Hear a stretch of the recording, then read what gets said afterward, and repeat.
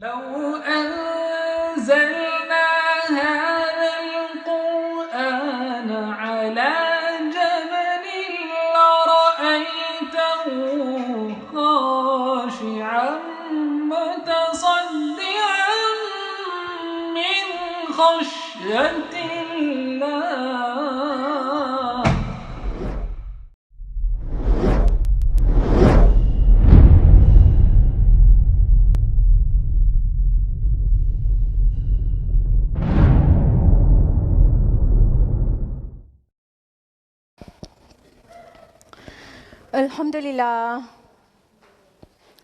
الحمدللہ رب العالمین والصلاة والسلام علی رسولہ الکریم وعلی آلہ واصحابہ اجمعین اما بعد واعوذ باللہ من الشیطان الرجیم بسم اللہ الرحمن الرحیم لا الہ الا انت سبحانک انی کنت من الظالمین.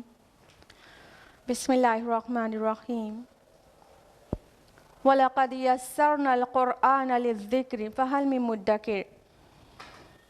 بسم اللہ الرحمن الرحیم. رب اشرح لی صدری ویسر لی امری واحلل عقدۃ من لسانی یفقہوا قولی.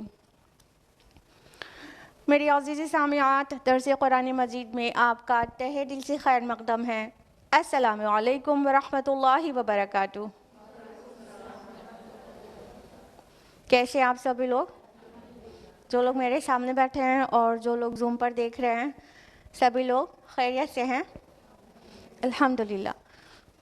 اللہ تعالیٰ سے from the bottom of my heart دعا ہے کہ آپ واقعتاً اچھی رہیں، عافیت میں رہیں، خوشحال رہیں اور دنیا اور آخرت دونوں میں کامیابی نصیب ہو پائے آپ کو، اور اللہ تعالیٰ آپ سے راضی ہو جائے اور ہم لوگ جنت میں بھی ساتھ رہیں. آمین. تو کون سی سورہ چل رہی ہے درس قرآن مجید میں؟ سورہ انبیاء. سورہ انبیاء کا سورہ نمبر کیا ہے؟ 21. بالکل صحیح. تو لاسٹ ویک ہم لوگوں نے سورہ انبیاء میں کہاں تک مکمل کیا تھا؟ بالکل، آیت نمبر 79. تو آج ہم لوگوں کو ڈیٹیل میں کہاں سے جاننا ہے؟ 80 سے. تو پھر آج آپ لوگ اس کے آگے کا بھی آپ لوگ بول دیجئے پورا. تو آپ لوگ نہیں، ہمیں کریں گے انشاءاللہ. تو ریویژن لے لیتے ہیں اس سے پہلے کہ باقاعدہ آیت نمبر 80 آنورڈز ہم لوگ تفصیل سے جانیں. تھوڑا سا چھوٹا سا ریویژن لے لیتے ہیں اس سے پہلے کی آیات کا. تو اس سے پہلے کی ویکس میں ہم لوگوں نے ابراہیم علیہ السلام کے قصے کو قدر طویل جانا. پھر اس کے بعد آیت نمبر 74 اور 75 میں لوط علیہ السلام کا قصہ شروع ہوا، اور اللہ تعالیٰ نے لوط علیہ السلام کے متعلق فرمایا کہ ہم نے انہیں بھی علم اور حکم عطا کیا تھا. ٹھیک ہے، تفصیل سے ہم نے بتایا تھا ان کا کیا معنی ہوتا ہے. اور پھر اللہ تعالیٰ نے ذکر کیا اس بستی کا جہاں سے اللہ تعالیٰ نے لوط علیہ السلام کو نکال لائے تھے حفاظت کے ساتھ، اور وہ بستی کون سی تھی؟ سدوم کی بستی. ویری گڈ، ماشاء اللہ، بارک اللہ. اس کے علاوہ لوط علیہ السلام کو اللہ تعالیٰ نے فرمایا کہ ہم نے ان کو اپنی رحمت میں شامل کیا اور وہ صالح بندے تھے. ہم نے یہ بھی بتایا تھا کہ انبیاء علیہ السلام کے نیک صالح ہونے کے متعلق قرآن میں کیوں ریپیٹیشن ہے. اس کے بعد آیت نمبر 76 سے نوح علیہ السلام کا واقعہ شروع ہوتا ہے کہ اور یہاں سے بگن ہوتا ہے کہ جب نوح علیہ السلام نے دعا کی کہ اللہ تعالیٰ کو پکارا، اور اس کی تفصیل میں آپ کو بتایا تھا کہ کیا دعا کی اور کن حالات میں دعا کی. تو اللہ تعالیٰ نے فرمایا کہ ہم نے ان کی دعا کو سنا اور انہیں نجات دے دی. اور پھر اس کے بعد آیت نمبر 77 میں ہے کہ اللہ تعالیٰ نے نوح علیہ السلام کی مدد کی ان کے قوم کے مقابلے میں. یقیناً وہ بہت برے لوگ تھے اور ان کو غرق کر دیا گیا، یہ سبھی جانتے ہیں. ٹھیک ہے، پھر اس کے بعد آیت نمبر 78-79 میں داؤد علیہ السلام اور سلیمان علیہ السلام کا ذکر شروع ہو چکا ہے. اور ہم نے آپ کو لاسٹ ویک بتایا تھا کہ ایک کھیتی والوں کا فیصلہ ہونا تھا. وہ فیصلہ داؤد علیہ السلام کے دربار میں لایا گیا اور داؤد علیہ السلام نے جو فیصلہ دیا اس سے بھی بہتر فیصلہ اللہ تعالیٰ نے سلیمان علیہ السلام کو سکھا دیا. اور لفظ ہے فَفَهَمْنَاهَا, تو اس کا فہم ہم نے دے دیا سلیمان کو. ٹھیک ہے, تو سلیمان علیہ السلام نے جو فیصلہ کیا وہ داؤد علیہ السلام کے فیصلے سے بھی بہتر تھا. اس میں کیا کیا پوائنٹس نکل کر آتے ہیں وہ سب بھی ہم نے تفصیل سے ڈسکس کیا تھا. پھر اس کے بعد داؤد علیہ السلام کے متعلق آیا کہ ہم نے ان کے لیے مسخر کر دیا تھا پہاڑوں کو جو تسبیح کرتے تھے اور پرندوں کو بھی, اور یہ سب کچھ کرنے والے ہم تھے. یعنی یہ جو بھی معجزات انبیاء سے سرزد ہوتے ہیں اس کا فاعل حقیقی کون ہوتا ہے؟ اللہ سبحانہ و تعالیٰ. ٹھیک ہے, اور کوئی چھوٹے موٹے کام بھی ہم اور آپ کریں تو اس چیز میں تاثیر والا اور ایکچوئل ڈوئر اللہ تعالیٰ ہی ہوتا ہے. تو یہاں تک ہوا تھا لاسٹ ویک. اب ہم لوگ اس کے آگے جانیں گے آیت نمبر 82 آنورڈز. اور داؤد علیہ السلام کا قصہ بھی تمام نہیں ہوا ہے, وہ کنٹینیوڈ ہے.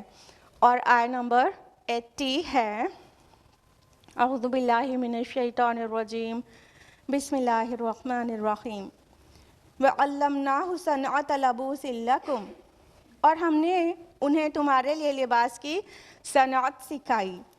لتحصنکم من بأسکم فہل انتم شاکرون, تاکہ وہ تمہیں بچائے تمہاری جنگ سے, تو کیا تم شکر گزار بنتے ہو. یہ کس کے متعلق کہا جا رہا ہے کہ لباس کی صنعت سکھائے؟ داؤد علیہ السلام کے بارے میں. جیسے کہ ہم نے کہا کہ داؤد علیہ السلام کا قصہ بھی چل رہا ہے, تو اللہ تعالیٰ نے داؤد علیہ السلام کے اوپر جو نعمت کی تھی اس کا ذکر کیا. فرمایا کہ ہم نے ان کو لباس کی صنعت سکھائی. تو صنعتی لباس کون سا ہو سکتا ہے بھائی؟ جی, زیرہ بختر. ٹھیک ہے, ایسا نہیں ہے کہ زیرہ بختر اس سے پہلے استعمال نہیں ہوتی تھی, لیکن داؤد علیہ السلام کے دور میں داؤد علیہ السلام نے جو ٹیکنالوجی انٹروڈیوس کی اسپیشلی آئرن کو پیوریفائی کرنے کے لیے, آئرن کو ایکسٹریکٹ کرنے کے لیے, وہ اس سے پہلے عام نہیں تھی. ہسٹری کا مطالعہ کریں گے تو پتہ چلے گا کہ داؤد علیہ السلام was actually the manufacturer of armour. کیسے؟ کیونکہ اس سے پہلے جو وہ بنتے تھے نا زیرہ بختر, وہ عام لوگوں کے ریچ تک نہیں تھے, کیونکہ اس کی ٹیکنالوجی کے ایک شام اور ایشیا کوچک کی قوم تھی حتی, وہ لوگ آئرن کو ایکسٹریکٹ کرنا جانتے تھے, لیکن وہ آئرن کو جس کٹھن مراحل سے گزار کر پروسیس کرتے تھے اور ایکسٹریکٹ کرتے تھے اور اس سے لوہے کی چیزیں بناتے تھے, وہ اتنی مہنگی ہو جاتی تھی کہ آئرن کی ویلیو, لوہے کی ویلیو اس دور میں سونے چاندی کے برابر ہو جاتی تھی, جس سے وہ عام انسان کی ایک تو پہنچ میں نہیں آ رہی تھی, دوسرا وہ اس کو مخفی بھی رکھے ہوئے تھے. پھر اس کے بعد فلسطینیوں نے بھی آئرن کو ایکسٹریکٹ کرنا سیکھا, لیکن وہ بھی راز رکھے ہوئے تھے. تو عام لوگوں کے نالج میں آئرن کی جو ایکسٹریکشن ہے اور اس سے صنعت کاری سے جو زیرہ بختر وغیرہ یعنی جنگی لباس بنانا, اس کا جو ٹیکنالوجی ہے وہ عام لوگوں کی پہنچ میں ایک تو نہیں آ رہی تھی, اور دوسری بات یہ کہ وہ بہت زیادہ مطلب عام لوگوں کی افورڈ کرنے لائق بھی نہیں تھی اور اتنی اچھی نہیں تھی. تو داؤد علیہ السلام جب مبعوث ہوئے تو جس کو ہسٹری میں آئرن ایج پڑھتے ہیں 1200 to 1000 BC, 1200 سے 1000 قبل مسیح, یہ آئرن ایج کہلاتا ہے. داؤد علیہ السلام اسی ایج میں مبعوث ہوئے تھے. تو داؤد علیہ السلام نے ایک تو آئرن کے ایکسٹریکشن کو آسان بنایا, آسان ہی نہیں مطلب پھر وہ راز نہیں رہ گیا. دوسرا, جہاں پر فلسطین کے وہ علاقوں پر جہاں لوگ اب داؤد علیہ السلام تھے, وہ آثار قدیمہ کے مختلف ریسرچز سے پتہ چلتا ہے کہ وہاں پر جو لوہا پگھلانے کی بھٹیاں پائی جاتی تھیں, پائی گئی ہیں, وہ بھٹیاں آج کی جو ماڈرن ٹیکنالوجی بلاسٹ فرنسز ہوتی ہیں اس سے بہت سملر وے میں سملر ٹیکنالوجی سے ورک کرتی تھیں. داؤد علیہ السلام کے دور کی فرنس آج کی بلاسٹ فرنس ٹیکنالوجی پر بنی ہوئی تھی. یعنی اللہ تعالیٰ نے داؤد علیہ السلام کو آئرن کو ایکسٹریکٹ کرنے کا طریقہ سکھایا, اور پھر اس سے جو جنگی لباس یعنی زرہ بختر آرمر کا جو مینوفیکچر ہوتا تھا وہ بہت ٹیکنیکل ہو گیا, اور وہ جس طرح داؤد علیہ السلام بناتے تھے اتنی اچھی اور مولڈ ہونے والی, فولڈ ہونے والی زرہ اس سے پہلے نہیں بنائی جاتی تھی. یعنی ایکچولی داؤد علیہ السلام نے زرہ بختر کو بہترین طریقے سے مینوفیکچر کیا اور پھر عام بھی کیا. جیسے پہلے کی قومیں مطلب ان کو کوئی ڈیفیٹ نہ کر سکے تو ان کے پاس جو ٹیکنالوجی ہوتی تھی وہ دوسروں کو نہیں بتاتے تھے, لیکن داؤد علیہ السلام نے ایسا نہیں کیا, اور پھر زرہ بختر بنانے کی ٹیکنالوجی لوگوں کو بھی پتہ چلی. ساتھ ہی وہ اتنا چیپ کاسٹ آتی تھی کہ آپ دیکھتے ہیں کہ پورا انڈسٹریل ڈیولپمنٹ آئرن پر ہے, isn't it؟ کوئی بھی کمپنی دیکھ لیجئے, اس میں جو مشینریز لگی ہیں وہ سب آئرن کی بنی ہوئی ہیں. بڑے بڑے پلانٹس اور مشینریز وہ سب آئرن کے ہی تو بنے ہوئے ہیں. تو آج کا جتنا بھی انڈسٹریل ڈیولپمنٹ ہے یہ ایکچولی سب کا سب یہ داؤد علیہ السلام تک جاتا ہے. یعنی اللہ تعالیٰ کسی کو کوئی چیز بگن کرنے کی توفیق دے دیتا ہے اور اس کی عقل اور شعور دے دیتا ہے, تو اس کو تو ہم لوگ نہیں بھول جاتے نا جس نے شروعات کی. بعد میں ڈیولپمنٹس ہوتے رہتے ہیں, تو پہلی بات تو یہ کہ اس کو اللہ کی طرف منسوب کرنا چاہیے, اور دوسری بات یہ کہ جس نے اس کی بنیاد ڈالی ہو یا آسان بنایا ہو اس کو بھول نہیں جانا چاہیے.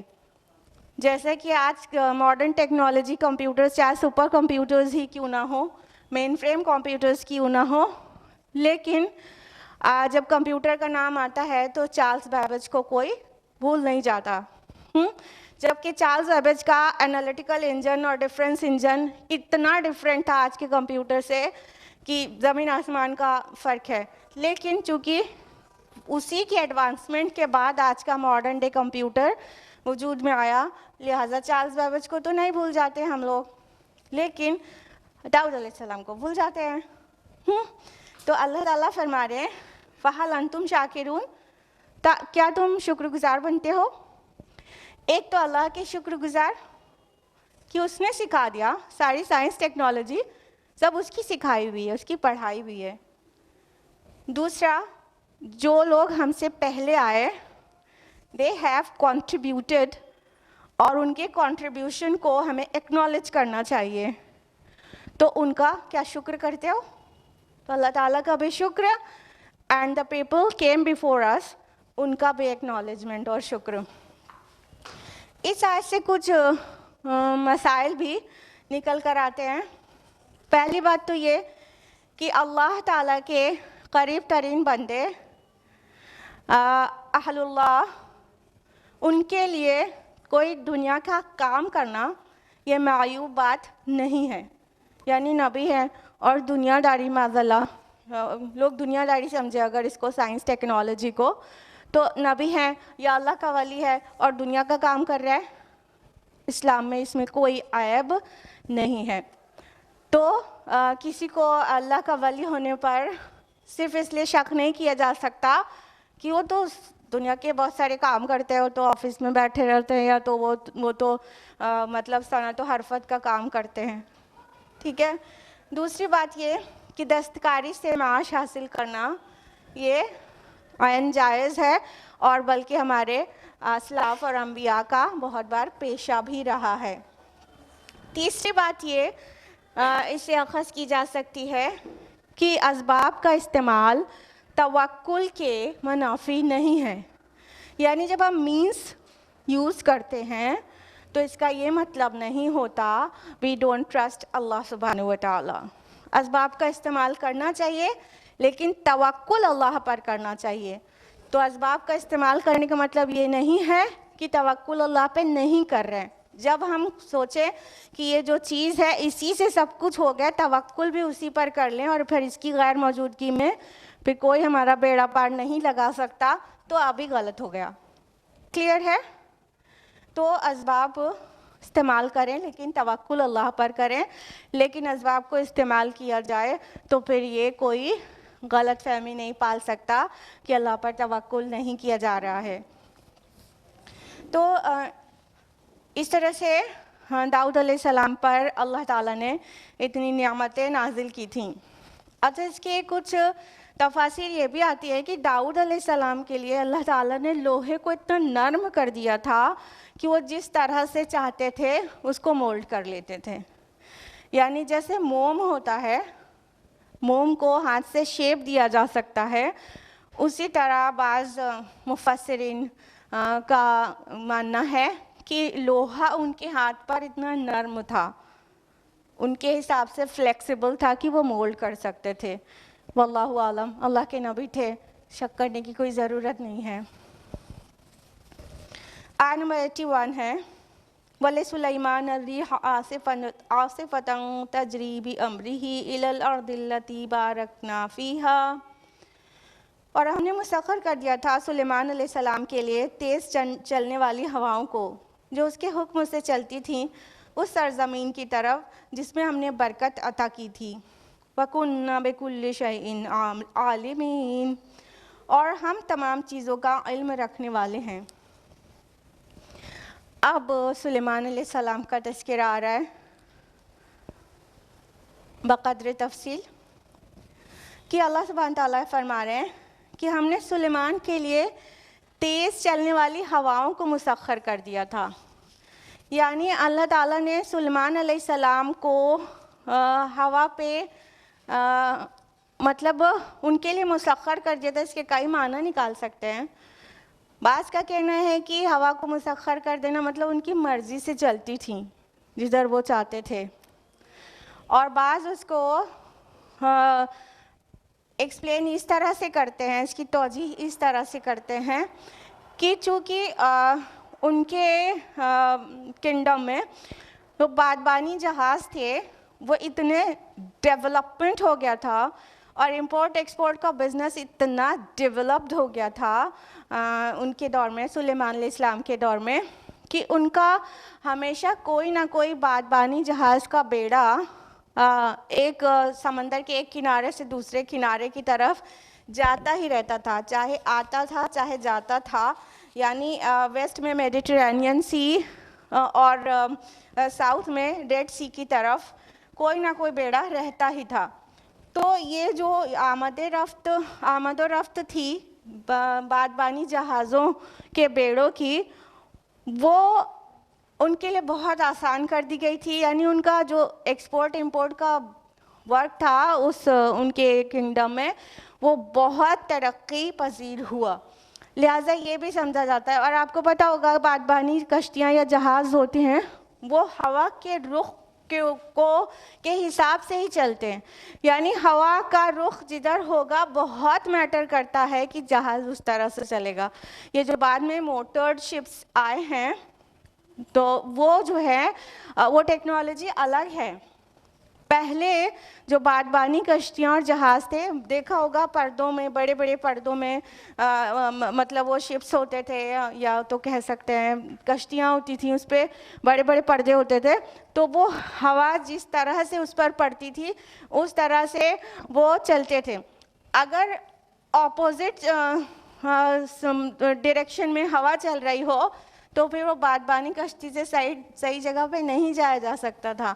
تو کہنے کا مطلب ہے کہ یہ بھی سمجھا جا سکتا ہے کہ یہ جو بادبانی جہاز ہوتے تھے ان کو اللہ تعالیٰ کا حکم تھا کہ سلیمان علیہ السلام کا یہ جہاز جدھر جائیں گے ہوا اس رخ پر چلے گی.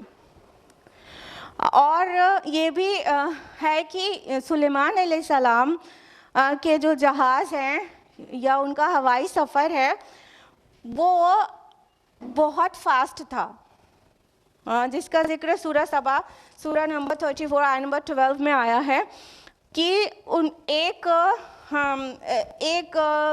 صبح کا سفر 1 مہینے کی مسافت کے برابر اور ایک شام کا سفر 1 مہینے کی مسافت کے برابر ہوتا تھا. یعنی ایک تیز گھڑ سوار جس دوری کو 1 مہینے میں پورا کرے گا وہ ایک صبح میں پوری ہو جاتی تھی وہ دوری, اور جو گھڑ سوار 1 مہینے میں جس سفر کو پورا کرے گا وہ ایک شام کو پوری ہو جاتی تھی.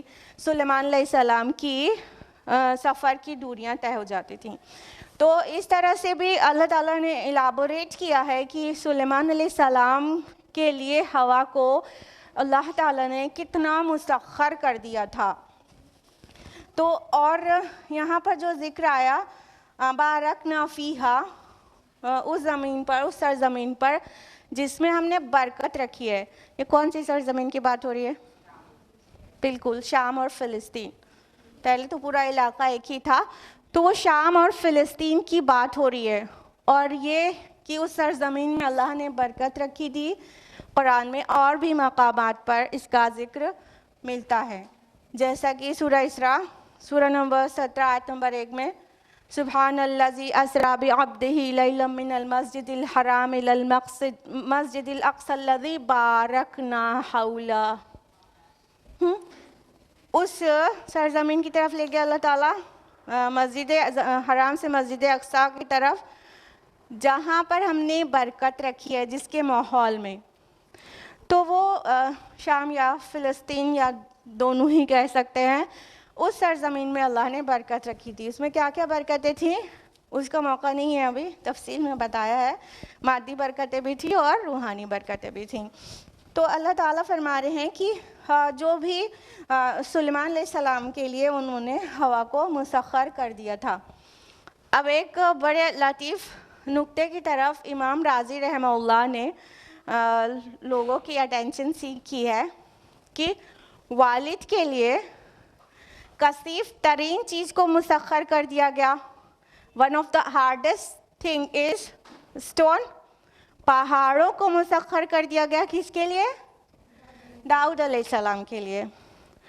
اور one of the softest thing, لطیف ترین چیز ہوا کو مسخر کر دیا گیا. کس کے لیے؟ بیٹے کے لیے, سلیمان علیہ السلام کے لیے. تو یہ اللہ کا فضل ہے, جسے چاہے نوازتا ہے. ہمارے اور آپ کے نہ ماننے یا ہمارے اور آپ کے رال ٹپکانے سے کیا ہوتا ہے؟ یہ اللہ کا فضل ہے, جسے چاہے دیتا ہے. لیکن یہ دونوں اللہ کے ایسے بندے تھے, باپ بیٹے, داؤد علیہ السلام اور سلیمان علیہ السلام. اللہ تعالیٰ نے دنیا میں انہیں بہت نوازا تھا اور اکارڈنگلی وہ اس کا شکر کرتے تھے. آج ہی کسی نے ہم سے یہ سوال کیا تھا کہ کیا جتنی دعائیں مانگتے ہیں سب قبول ہوتی چلی جاتی ہیں, سب ملتا جاتا ہے, سب ملتا جاتا ہے, سب ملتا جاتا ہے, تو کیا پھر آخرت میں نہیں ملے گا؟ ہم نے کیوں نہیں ملے گا؟ داؤد علیہ السلام اور سلیمان علیہ السلام کی مثال ہمارے سامنے ہے. اگر اللہ تعالیٰ جو ہم مانگ رہے ہیں, جو دعائیں ہم کر رہے ہیں, اگر ہماری خواہش اللہ تعالیٰ کی مشیت سے کنسیلیٹ کرتی ہے تو وہ چیز اللہ تعالیٰ دے دیتے ہیں. اور مانگی گئی بہت ساری چیزیں مل گئیں تو بھی کوئی مسئلہ نہیں ہے, اگر ہم نے شکر گزاری کی, اگر ہم اللہ تعالیٰ کے آگے سجدہ شکر میں گر گئے اور ہم نے تکبر نہیں کیا, یہ تو میری قابلیت ہے, یہ تو میرے علم کی بنیاد پر ملا ہے, یہ تو میرے اسکل کی بنیاد پر ملا ہے, میں نے بہت محنتیں کی ہیں, میں نے بہت پسینہ بہایا ہے, تب جا کے مجھے آج یہ پوزیشن حاصل ہوئی ہے. یہ سارے جو جملے ہیں یہ تکبر کے ہیں کہ اللہ نے کچھ عطا کیا تو اس کا کریڈٹ خود کو لے لیا, خود کو دے دیا, اور 100% اس کا جو ریزن ہے وہ اپنی قابلیت کو دے دیا گیا. جیسے کہ قارون نے کہا تھا میرے علم کی بنیاد پر ملا ہے. تو چاہے کوئی ڈاکٹر ہو, چاہے پروفیسر, چاہے کوئی انجینئر ہو یا بیوروکریٹ, اس کو جو کچھ عطا کیا گیا ہے, اگر وہ رب کے آگے ایسا ہی ہمبل ہے جیسے سلیمان علیہ السلام اور داؤد علیہ السلام تھے, تو نور علی نور ہے. دنیا میں بھی مل رہا ہے آخرت میں بھی. لیکن دنیا میں اگر مانگا گیا اور ملتا گیا اور اس پر شکر کرنے کے بجائے کبر کیا, کریڈٹ خود کو دے دیا, اللہ کی عطا نہیں سمجھی, اور ھذا من فضل ربی کہنے کے بجائے یہ کہنے لگے کہ یہ میری کوششوں کا نتیجہ ہے, تب گڑبڑ ہے. دنیا میں تو مل گیا, آخرت میں مشکل ہو جائے گا. تو سلیمان علیہ السلام اور داؤد علیہ السلام میں نہایت عمدہ مثال ہے کہ دنیا میں جب اللہ کسی کو عطا کرے تو ہمارا ریسپانس کیسا ہونا چاہیے, اور ہمیں اور ہمبل ہو جانا چاہیے, اور ہر دم اللہ کی ہی شکر گزاری کرنا چاہیے. اللہ نے واضح کیا ہے سورہ ابراہیم سورہ نمبر 49 نمبر 7 میں, لَإِن شَكَرْتُمْ لَأَزِيدَنَّكُمْ, اگر تم نے شکر گزاری کی تو ہم تمہیں اور دیں گے, اور دیں گے. تو ہم شکر گزار بنیں. اگر دنیا میں دعائیں قبول ہوتی یا چیزیں ملتی ہیں جو دنیاوی ہم چاہتے ہیں مل رہی ہے, ویل اینڈ گڈ, خوب شکر کریں اللہ تعالیٰ کا, تو آخرت میں ملے گی. اور قرآن مجید نے سب طرح کی مثالیں دی ہیں تاکہ انسان اپنے آپ کو دیکھ لے کہ اس سے سملر جو واقعہ ہے وہ کس کا ہے, پھر اس کے حساب سے وہ اپنی کنڈکٹ کو مولڈ کرے. تو دنیا میں عطا جن کو اللہ کرتا ہے وہ دیکھیں کہ داؤد علیہ السلام اور سلیمان علیہ السلام میں اللہ نے ایسا کیا رکھا تھا کہ دنیا میں ملنے کے ساتھ ساتھ انہیں آخرت میں بھی ملے گا, اور اس کی سب سے پیک چیز ہے شکر گزاری. آیت نمبر 82 ہے, وَمِنَ الشَّيَاطِينِ مَن يَغُوصُونَ لَهُ, اور شیاطین میں سے بھی ہم نے بہتوں کو مسخر کر دیا تھا جو اس کے لیے سمندروں میں غوطہ خوری کرتے تھے. وَيَعْمَلُونَ عَمَلًا دُونَ ذَلِكَ, اور وہ اس کے علاوہ بہت سے دوسرے کام بھی کرتے تھے. وَكُنَّا لَهُمْ حَافِظِينَ, اور ہم ہی ان پر نگراں تھے. اب اللہ سبحانہ تعالیٰ سلیمان علیہ السلام پر اپنی اور بلیسنگز کا ذکر کر رہے ہیں, اور ان میں سے ایک بلیسنگ ہے کہ شیاطین, اور یہاں پہ بمعنی جن ہے, کہ جنوں کو بھی اللہ تعالیٰ نے سلیمان علیہ السلام کے لیے مسخر کر دیا تھا. یعنی جن کی برادری کے لوگ دے سروڈ سلیمان علیہ السلام. آج کل جو لوگ کہتے ہیں والا جن میرے قبضے میں ہے, اور یہ جو کمرے میں ساری بوتلیں لٹکی ہیں اس کے اندر ایک جن ہے, جھوٹ بولتے ہیں, وہ جھوٹ بولتے ہیں. جنوں کو اپنی طرح سے چلا پانا سلیمان علیہ السلام کے پاس تھا. سلیمان علیہ السلام کے لیے اللہ تعالیٰ نے جنوں کو مسخر کر دیا تھا. اور یہاں پر شیاطین ورڈ آیا ہے, اس سے صاف ظاہر ہوتا ہے سرکش جن بھی ان کے قبضے میں, کہنے کا مطلب ان کے اوبیڈینٹ تھے. وہ جو سخت سے سخت تر کام ان جنوں سے لینا چاہتے تھے ان کو کرنا ہوتا تھا. تو اللہ تعالیٰ نے فرمایا کہ وہ جن کو ان کے قبضے میں کر دیا تھا, کہنے کا مطلب مسخر کر دیا تھا جو لفظ آئے قرآن میں, تو غوطہ خوری کرتے تھے وہ, یعنی سمندر کی تہوں میں جا کر موتیاں نکال کر لاتے تھے, مونگے نکال کر لاتے تھے. اور فرمایا کہ اس میں اور بھی ان کے کچھ کام تھے. تو یہ اور کام کون سے تھے؟ سورہ سبا کی آیت نمبر 13 میں ہے کہ ان کے لیے تعمیری کام بھی کرتے تھے, بلڈنگ کنسٹرکشن کرتے تھے. اور بڑے بڑے, اب جنوں کی طاقت اندازہ لگائیے کہ ان کی طاقت کیسی ہوتی ہے, کہ بڑے بڑے پتھر اٹھانا انسان کے بس کا نہیں ہے, کرین ہوتا نہیں تھا, ٹھیک ہے. تو وہ جن سب سلیمان علیہ السلام کے آرڈر پر وہ سارے کام کرتے تھے. اور آپ کو پتہ ہے کہ سلیمان علیہ السلام جب فوت ہوئے ہیں تو جنوں کو پتہ تک بھی نہیں چلا تھا, اور وہ اسی طرح بہت ہارڈ لیبر میں تھے. اور جب تک تعمیری کام مکمل نہیں ہو گیا تھا تب تک انہیں پتہ تک نہیں چلا تھا کہ سلیمان علیہ السلام فوت ہو گئے. اور وہ گھن, وہ کیڑا جب ان کے عصا کو کھا جاتا ہے اور لکڑی گر جاتی ہے اور آپ گر جاتے ہیں تب انہیں پتہ چلتا ہے. تو وہ اتنے اوبیڈینٹ تھے سلیمان علیہ السلام کے, یا یوں کہیے کہ سرکش جن کو بھی अपने कंट्रोल में करने का हुनर दिया था अल्लाह ताला ने सुलेमान अलैहिस्सलाम को, तो फरमाया कि वो उनको हमने मुसख्खर कर दिया था सुलेमान के लिए, और हम ही उनके निगरां थे। यहाँ पर जो हाफिज़ीन वर्ड आया है, ये इसका मतलब है बेहतर उर्दू में जो यहाँ पर निकल रहा है, हम ही उनको संभालने वाले थे। यानी वो जो सरकश जिन जिसके लिए शैतान वर्ड आया, शैतानों को कंट्रोल में रख पाना सुलेमान अलैहिस्सलाम का एक्चुअली काम नहीं था, बल्कि वो करने वाला अल्लाह ताला था। अल्लाह ने संभाला हुआ था, अल्लाह ताला की दी हुई पावर थी जो सुलेमान अलैहिस्सलाम के पास थी। देखिए, हम लोग को पूरे तसलसल में एक टीचिंग बिल्कुल मिलती जा रही है कि फ़ाइल हकीकी अल्लाह के अलावा कोई भी नहीं है। तो आज हमारे जो भी स्किल्स हैं उसको हम अल्लाह की तरफ मंसूब किया करें कि अगर कोई बहुत इंटेलिजेंट है, कोई बहुत वाइज है और कोई बहुत दूरंदेश है या कोई बहुत अच्छी पोजीशन पर है, तो ये सारा कुछ अल्लाह की तरफ मंसूब होना चाहिए कि अल्लाह ने अक्लमंद बना दिया, अल्लाह ने फ़हम नसीब किया, अल्लाह फ़ाइल हकीकी है। तो यहाँ पर अल्लाह ताला कह रहे हैं हम उनके निगरां थे, हम उनके मुहाफ़िज़ थे, हम उनको संभालने वाले थे, हम कंट्रोल करने वाले थे। और अगर अल्लाह ताला नहीं चाहते तो सुलेमान अलैहिस्सलाम नहीं कर सकते थे। तो अंबिया को भी जो क़ुव्वत सलाहियतें मिली और उस पर से मज़ीद मौजज़ात दिखाने का जो मौका मिला, वो सब का एक्चुअली करने वाला अल्लाह ताला थे ना। तो हम इस तरह से जब सोचना शुरू करेंगे ना, तो सही वाली तौहीद पर आएंगे, अमली तौहीद पर।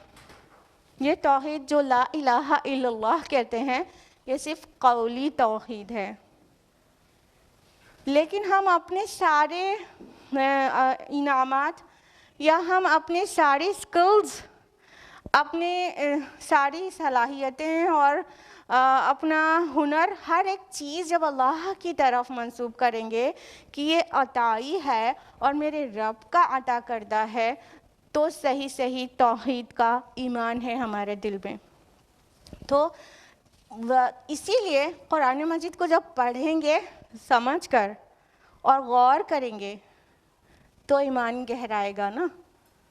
ऐसे तो मादा परस्ताना और दुनिया परस्ताना तर्ज़ ज़िंदगी है हम लोगों के अराउंड मेजॉरिटी की।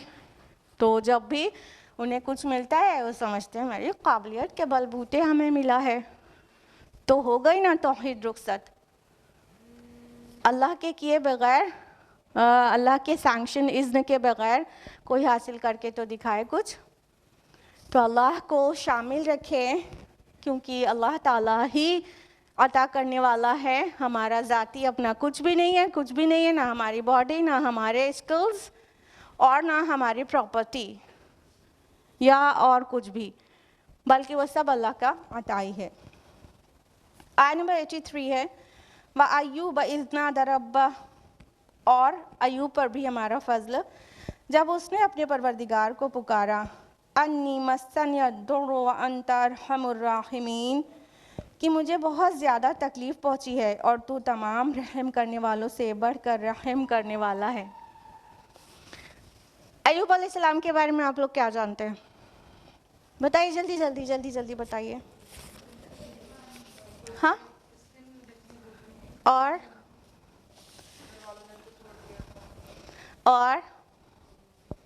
उनका क्या चीज़ फेमस है?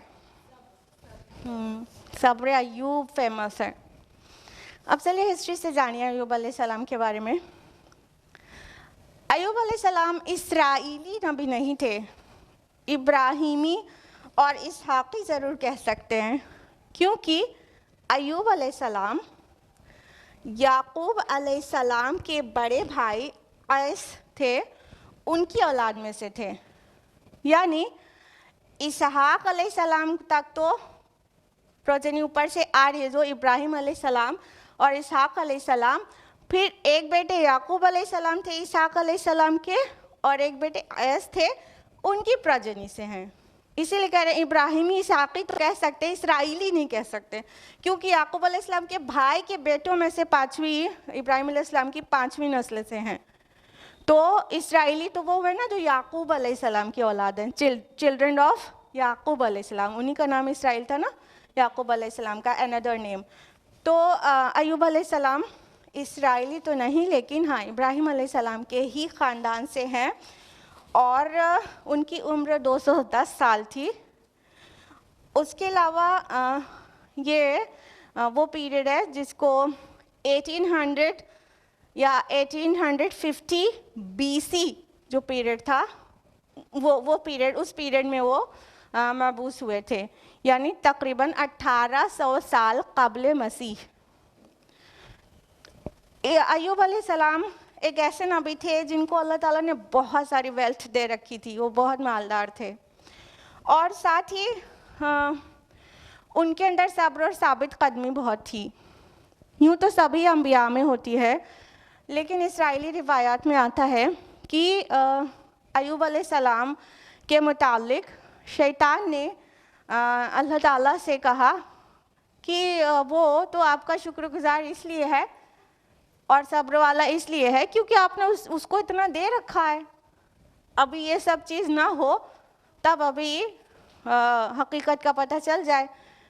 تو اللہ تعالیٰ نے ایوب علیہ السلام کو جو کچھ عطا کیا تھا، یعنی بہت ساری ویلتھ دی تھی، اور فارم آف ویلتھ یہ پلاسٹک منی نہیں رہے گا نا، دھیان ہے نا. ابھی آپ کے پاس کتنے ڈیبٹ کریڈٹ کارڈز ہیں، اس سے پتہ چلتا ہے کتنی کارز ہیں، اس سے پتہ چلتا ہے انسان کا ویلتھ اور اسٹیٹس، یا بینک بیلنس سے پتہ چلتا ہے، رائٹ.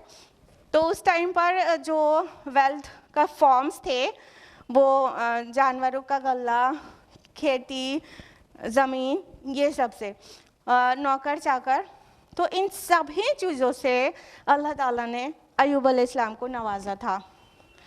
پھر ان کے اوپر حالات ایسے ڈالے گئے کہ ان کے مال کا بھی نقصان ہو گیا، ان کی اولاد کہا جاتا ہے کہ مطلب زمین میں دب کر مر گئی.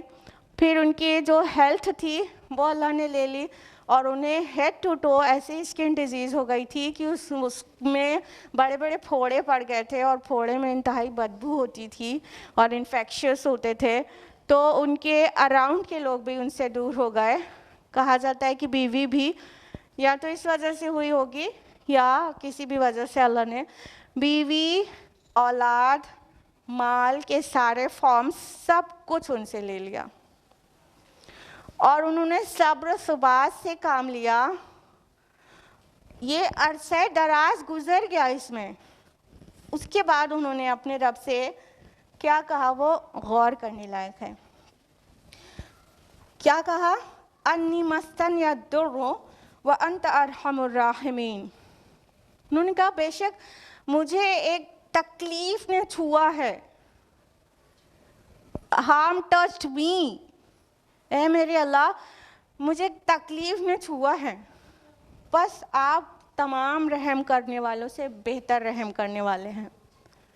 کچھ لوگ کہتے ہیں کہ یہ شکوہ ہے، اس میں کون سا انداز شکوہ ہے؟ وہ کیا کہہ رہے ہیں؟ اللہ کے سامنے اس بات کو قبول کر رہے ہیں کہ بے شک مجھے تکلیف پہنچ رہی ہے، اور اللہ تعالیٰ کے آگے گڑ گڑا رہے ہیں کہ اللہ تعالیٰ آپ تو سبھی رحم کرنے والوں سے بڑے اور بہتر رحم کرنے والے ہیں. اس میں تو عاجزی، عبدیت کا انتہا درجے کا تصور موجود ہے. شکوہ تو تب ہوتا ہے کہ اللہ پاک آپ نے مجھے اتنے دن سے بیمار ڈالا ہوا ہے، کیا میں ہی ملی تھی کہ میں ہی بیمار رہوں، میرا سب کچھ لٹ گیا، برباد ہو گیا. یہ سارے الفاظ جو دہراتے ہیں وہ ہم جیسے لوگ دہراتے ہیں. لیکن ایوب علیہ السلام نے اتنی ثابت قدمی کے ساتھ ڈٹے رہے. صبر ایوب علیہ السلام مشہور ہے. صبر کا کیا معنی ہوتا ہے بتائیے؟ صبر کس کو کہتے ہیں؟ بتائیے، جلدی بتائیے. دیکھیے صبر کا معنی ہوتا ہے چاہے جیسے بھی حالات آ جائیں، ایڈورس کنڈیشنز آ جائیں، اس میں بھی ثابت قدمی دکھانا اور کیپ گوئنگ رہنا، حرکت پہ رہنا، جو کر رہے ہیں وہ کرتے رہنا، سٹاپ ہو کر شکوے شکایت نہیں کرنے لگنا، یہ صبر ہے۔ تو ایوب علیہ السلام نے اللہ کی عبادت میں کمی نہیں کی اور شکوے شکایت کچھ بھی نہیں کیا، کیا کہا کہ بس ہارم ٹچڈ می، اے میرے اللہ مجھے بیماری یا تکلیف یا ایذا نے چھوا ہے، آپ تو بہت رحم کرنے والے ہیں نا۔ مطلب یہ آپ کے ہی ہاتھ ہے کہ آپ میرے اوپر رحم کریں اور میری تکلیف کو دور کر دیں۔ اللہ تعالیٰ سے اپنی تکلیف کے دور کیے جانے کی دعا کرنا یہ تقوی کے منافی نہیں ہے، بالکل مانگا جا سکتا ہے اپنے رب سے۔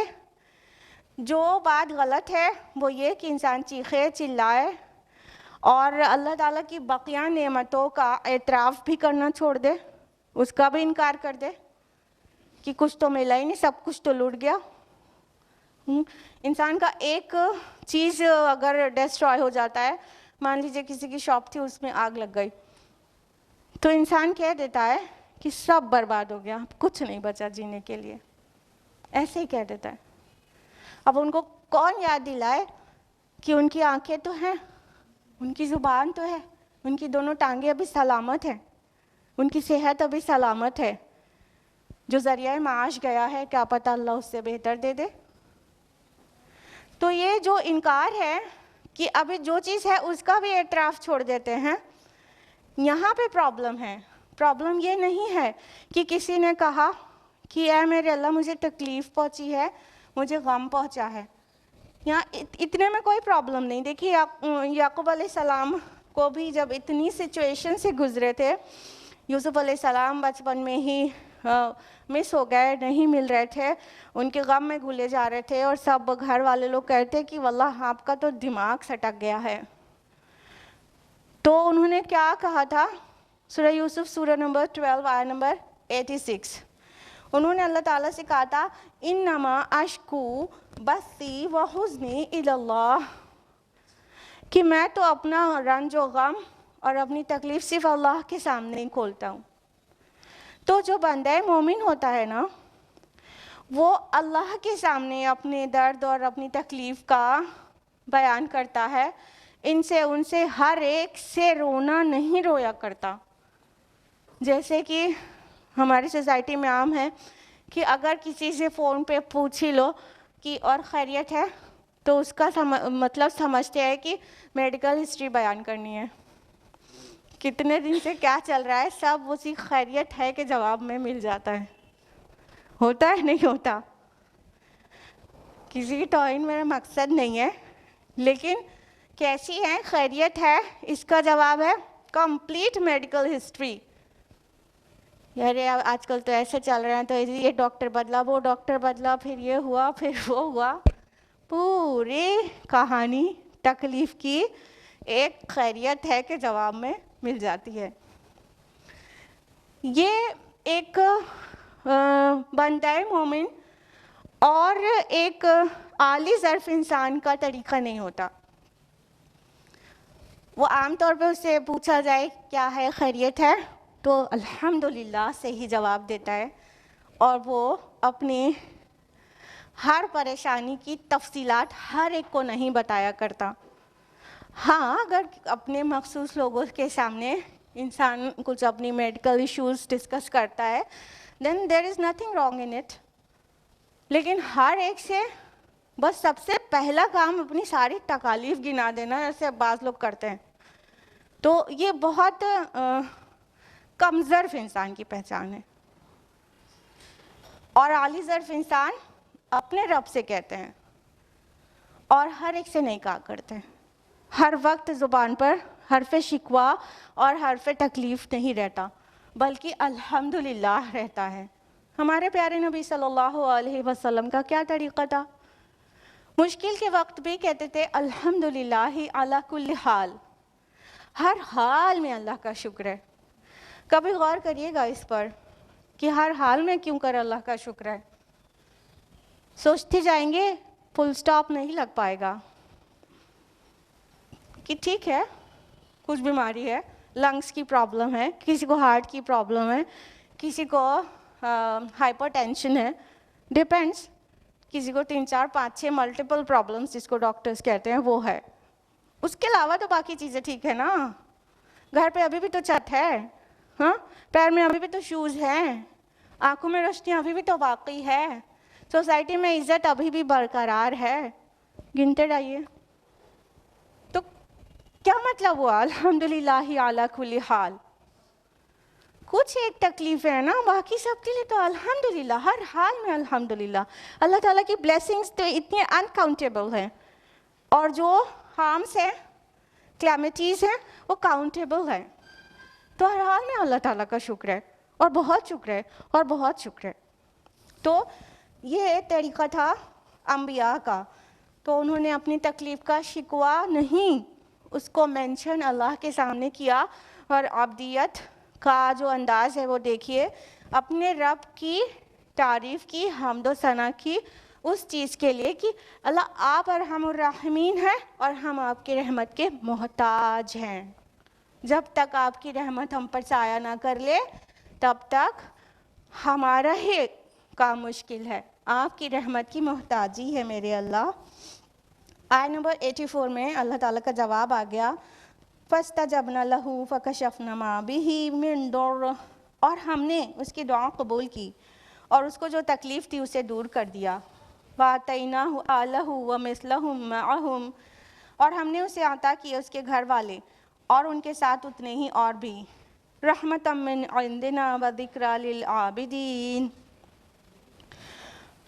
अपनी तरफ से ख़ास रहमत के तौर पर, और ताकि नसीहत और याद दहानी हो इबादत करने वालों के लिए।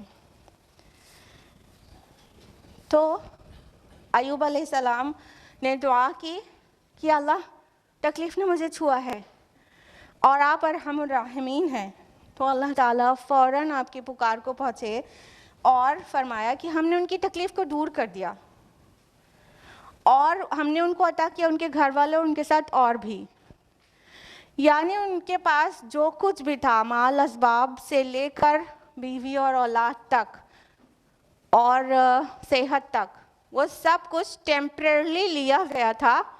लेकिन वो बंदे मोमिन, उन्होंने बिल्कुल इंतहा दर्जे का सब्र तहम्मुल का मुजाहिरा किया, और अल्लाह ताला ने एक एक चीज़ उनको लौटा दी, उनकी सेहत, उनकी बीवी, उनके औलाद फर्दर, और माल, और बहुत सारा माल, सब कुछ डबल कर दिया।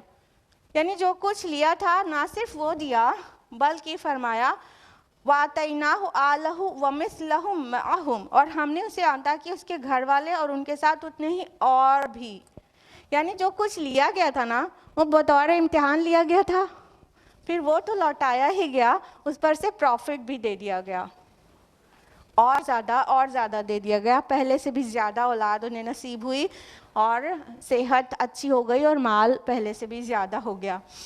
और फरमाया अपनी तरफ से ख़ास रहमत के तौर पर, ताकि ज़िक्र हो, याद दहानी और नसीहत हासिल करें इससे जो आबिदीन हैं, इबादत गुजार बंदे हैं। क्या मतलब इसका? कि ये इनायतें सिर्फ अय्यूब अलैहिस्सलाम के लिए नहीं थी, कोई भी बंदे मोमिन, कोई भी बंदे आजिज़, कोई भी बंदे आबिद जब सब्र के मराहिल में एक्चुअली सब्र कर पाता है, साबित कदम रहता है, रब का शुक्रगुजार रहता है और साबिर रहता है, तो अल्लाह ताला उसको भी, उसकी परेशानियों को भी दूर कर देते हैं, उसको भी माला माल कर देते हैं। नसीहत अखज़ करें आबिद बंदे, सच्चे इबादत गुजार, कि देखें अय्यूब अलैहिस्सलाम को दिया था, फिर लिया सब कुछ ले लिया, बहुत कुछ, और फिर लौटा दिया और बढ़ा के लौटा दिया। तो हमारे और आपकी लाइफ में भी जो कमियां आ जाती हैं, कोई चीज़ अल्लाह ले के आजमा रहा होता है, तो उसे आजमाइश ही जाने, हारे दिल होके ना बैठ जाएं कि पहले के दिन देखो क्या हम लोग देसी घी में खाना बनाते थे और इतने नरम बिस्तर पे सोते थे, और एक आज का दिन है नहीं साबित कदमी दिखाए, कीप गोइंग रहें।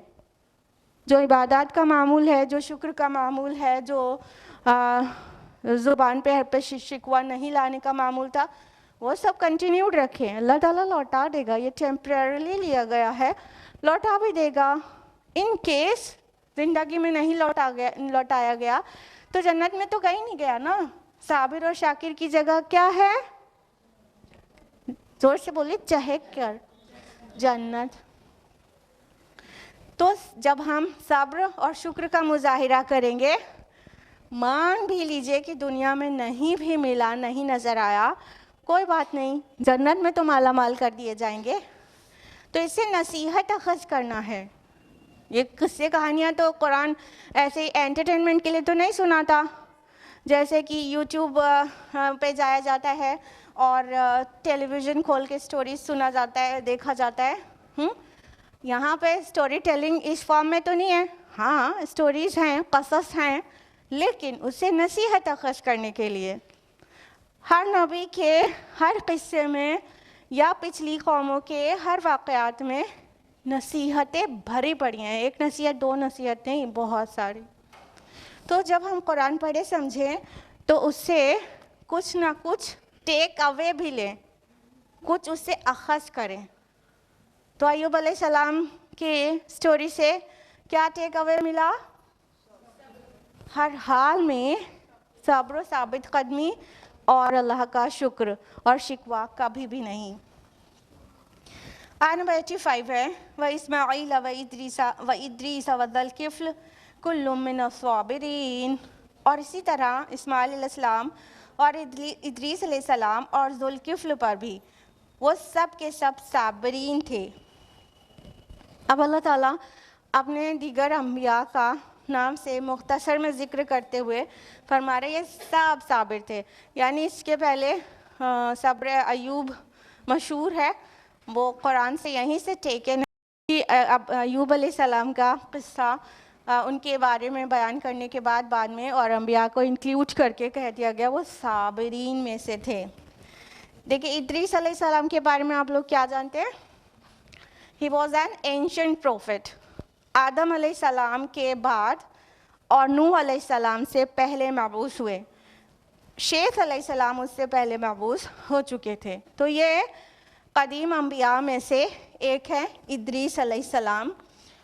और इस्माईल अलैहिस्सलाम के बारे में क्या कहना है, सबको सब कुछ पता है। और ज़ुल्किफ्ल अलैहिस्सलाम का जिक्र है यहाँ पर। तो ज़ुल्किफ्ल के बारे में कोई तहकीकी मालूमात नहीं है,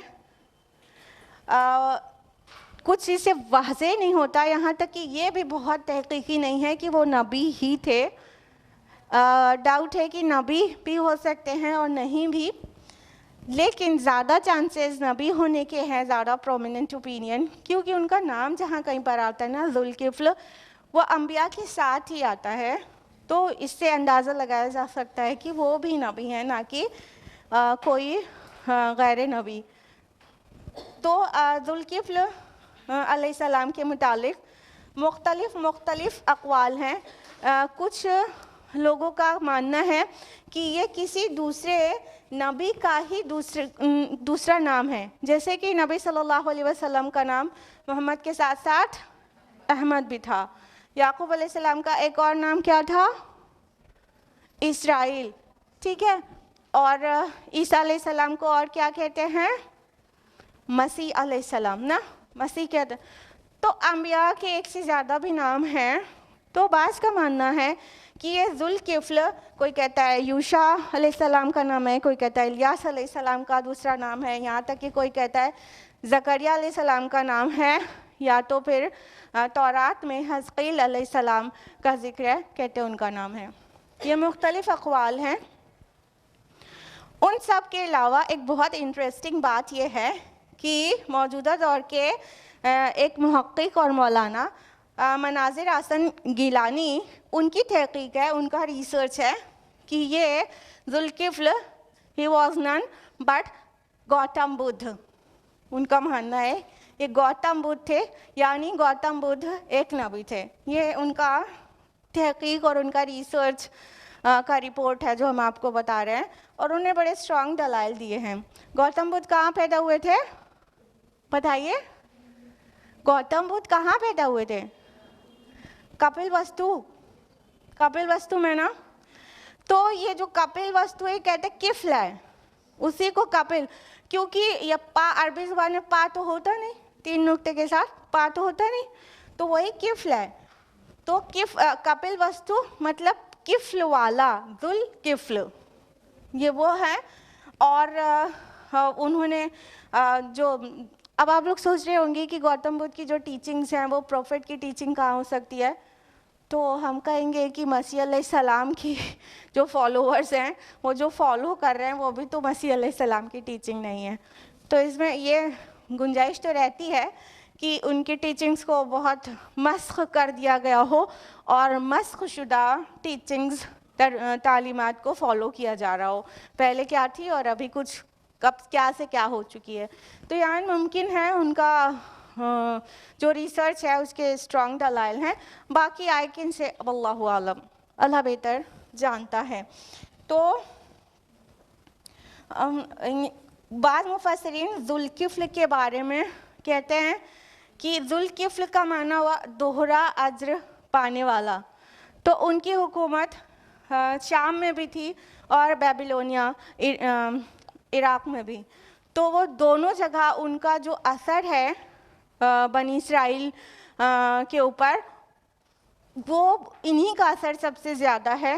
تو ذوالکفل کا مطلب دوہرا اجر پانے والا, اور وہ ایک اسرائیلی نبی تھے. I would like to say it again, واللہ عالم. آیت نمبر 86 میں اللہ تعالیٰ نے فرمایا وَأَدْخَلْنَاهُمْ فِي رَحْمَتِنَا إِنَّهُمْ مِنَ الصَّالِحِينَ, اور ہم نے ان کو اپنی رحمت میں داخل کیا, یقیناً وہ سب صالحین میں سے تھے. اب اللہ تعالیٰ پھر سے فرما رہے ہیں کہ ہم نے ان کو جتنے انبیاء کا ذکر ابھی کیا گیا وہ سب کو اللہ تعالیٰ نے اپنی رحمت میں داخل کیا, اور اتنا ہی نہیں وہ سب صالحین تھے.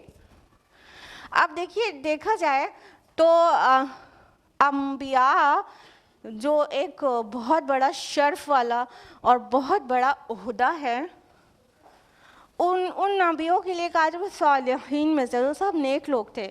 جبکہ اصطلاح میں ہم لوگ صالحین کس کو جانتے ہیں؟ مومنین میں سے جو اچھے نیک عمل کرنے والے, وہ صالحین ہیں. لیکن انبیاء کے متعلق بار بار صالحین کا ریپیٹیشن ہے, وہ اس چیز کے لیے ہے کیونکہ پچھلی قوموں نے انبیاء علیہم السلام کی تصویر کو اتنا بگاڑ کر پیش کیا ہے اپنی کتابوں میں. جیسے کہ ہم آپ کو بارہا بتایا کرتے ہیں کہ تورات میں یعنی بائبل میں نبیوں کے متعلق ایسے بہتان تراشیاں ہیں. تو قرآن نے ان کی تصویر کو صاف کر کے بار بار اس پر فوکس کیا ہے, ایمفیسائز کیا ہے کہ وہ صالحین تھے, گناہ گار نہیں تھے. جو گناہ کی کام ان انبیاء کے اوپر چسپا کر دیے گئے ہیں بائبل والوں کی طرف سے, قرآن نے اسے کلیئر کیا ہے کہ وہ صالحین تھے, سب کے سب صالح اور نیک تھے, اور ان گناہوں کے مرتکب ہرگز نہیں تھے. کیونکہ مطلب ان کے ہاں نبوت تو ایک بس کہانت اور اشراقیت کے فارم میں ہے. جیسے کوئی کاہن ہو, اس کے پاس خبر آ رہی ہے اور وہ کہانت کر رہا ہو. بس نبیوں کی یہ پوزیشن نظر آتی ہے بائبل میں, جو انتہائی افسوسناک ہے. اور اسلام کا جو نبیوں کے متعلق تصور ہے وہ ہے کہ وہ معصوم ہے اور ان کا ہر عمل امت کے لیے, قوم کے لیے نمونہ ہے. تو قرآن نے ان کی تصویروں کو صاف کیا کہ ہمارے سارے نبی پاک اور صالحین تھے. یہ تھا نمبر 86 تک کی تفصیلات. آج ہم لوگ یہیں رکیں گے, وقت ختم ہو گیا ہے. انشاءاللہ آیت نمبر 87 آنورڈس نیکسٹ ویک. تب تک کے لیے اللہ تعالیٰ سے دعا ہے کہ وہ ہم سبھی کو قرآن مجید پڑھنے, سمجھنے, غور و فکر کرنے, غوطہ زنی کرنے, اور دوسروں تک پہنچانے کی اور خصوصاً مکمل عمل کرنے کی توفیق عطا فرمائے. آمین. وآخر دعوانا الحمدللہ رب العالمین. والسلام علیکم ورحمۃ اللہ وبرکاتہ.